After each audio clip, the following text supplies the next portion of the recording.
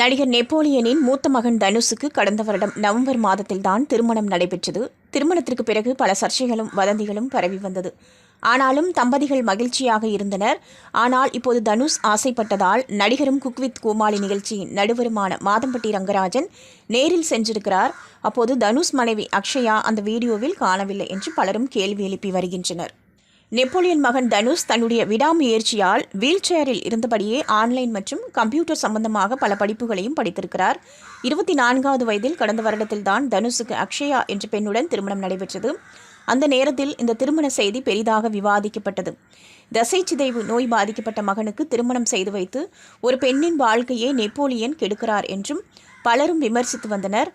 ஆனாலும் மணப்பெண் அக்ஷயா மற்றும் அவருடைய குடும்பத்தினர் நாங்கள் விருப்பப்பட்டுதான் திருமணத்தை செய்து கொள்கிறோம் என்று கூறியிருந்தனர்.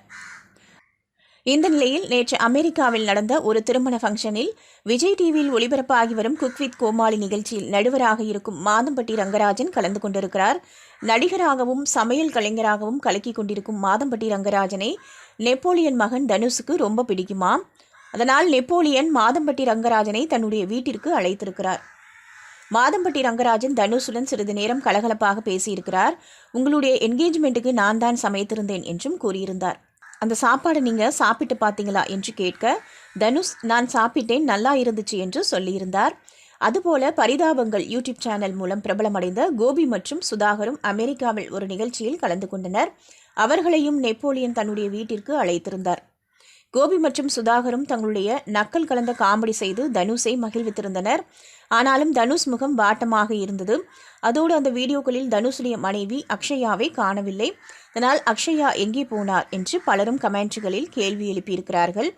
ஜப்பானில் கடந்த சில மாதங்களாக பயணம் செய்து அமெரிக்காவிற்கு வந்ததால் அக்ஷயாவிற்கு உடல்நிலை எதுவும் சரியில்லையா, அல்லது அவர் தன்னுடைய சொந்த ஊரான திருநெல்வேலி மாவட்டம் மூலக்கரைப்பட்டிக்கு வந்திருக்கிறாரா என்றும் கேள்விகள் குவிகிறது.